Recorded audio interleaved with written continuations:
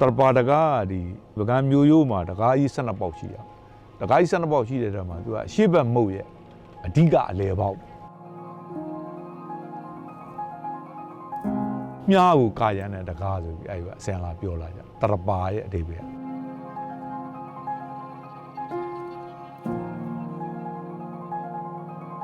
ရှင်များမင်းက840နဲ့9ခုနှစ်မှာတကားပေါင်း12ပေါက်ပါတဲ့ကျုံ3တန်နတ်ဆောင်ရုပ်73ရုပ်နဲ့ကိုစရုဒ္ဓပကံနန်းတော်ကြီးကိုတည်ထောင်ခဲ့တာဖြစ်ပါတယ်ခင်ဗျာတရပါတကားရဲ့မြို့ရိုးဟာယနေ့ထိတိုင်အောင်မိုးတံလေတံငလင်တံတွေကိုကျိန်ပန်များစွာခံရတော့လေယနေ့ထိအန်တူရင်ခိုင်မာစွာတည်ရှိနေစေဖြစ်ပါတယ်အရှိမျက်နှာသာမှာရှိတဲ့ဥစ္စာကတော့တရေပီတရေဖာတရေဝန်ဆိုပြီးတော့တကားပေါက်3ပေါက်ရှိတာပါတစ်ဖက်ကို3ပေါက်အရာတွေကြံသေးရဲ့ archaeological excavation ရတူးလိုက်တဲ့အခါမှာမျိုးရိုးကြီးမတွေ့တော့ဘူးသူကတကားပေါက်နေရဖြစ်တဲ့အတွက်ကြောင့်အဲ့ဒါမျိုးတွေကအကုန်လုံးတူးပေါ်ပြီးပြီသို့တော်လည်းဒီအနောက်ဘက်မျိုးရိုးကတော့ AR မြစ်တဲ့ကိုပါသွားတယ်တောင်ဘက်နဲ့မြောက်ဘက်ကတူးရသေးတယ်တောင်ဘက်လည်းအပေါက်တွေလည်းရှိတယ်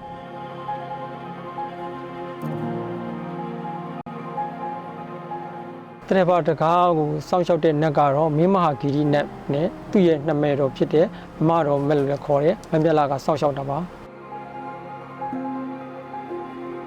ဒီမှာတော့ဒေသခံလူတွေကတော့တရပါတကားကြီးမှာရှိနေတဲ့မင်းမဟာဂီရီနတ်ကိုရှင်ပြုတယ်ဆိုလို့ရှိရင်လည်းလာပြီးတယ်ဆိုလို့ရှိရင်နတ်အဖြစ်နဲ့လာပြီးတော့ပြကြတယ်လေဒီလိုမျိုးလေးတွေတော့ရှိပါတယ်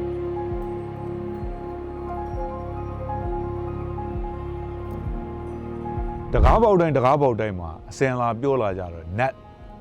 နှစ်ပါးစီစောင့်ကြောက်ကြတယ်မင်းမာဂီတိနတ်မောင်နှမအမတော်နဲ့မောင်တော်နဲ့စောင့်တယ်ဆိုတော့တွေ့ရညာဘက်ကတော့မောင်တော်ဘယ်ဘက်ကတော့အမတော်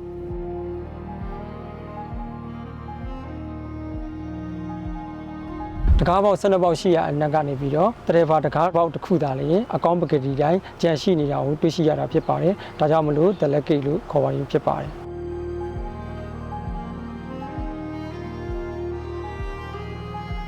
အမှန်တော့အဓိကတော့မင်းကြီးမင်းသားတွေနန်းတွင်းတော့မှာရှင်ဘုရင်တွေရှိရတဲ့လုံခြုံရေးစနစ်အရဒီတကားဟာအဓိကကြားတဲ့တကားတစ်ခုဖြစ်တယ်ပြင်များမင်းတည်ခဲ့တဲ့မြို့ရိုးကပြန်ပြင်တယ်ဆိုတော့အထောက်ထားတွေတွေ့ရတယ်အုပ်ရွယ်စားတွေကမတူတမိုင်းမှတ်တမ်းတွေရကြည့်မယ်ဆိုလို့ရှိရင်ဒီမြို့ရိုးအတွက်မှာမင်းပေါင်း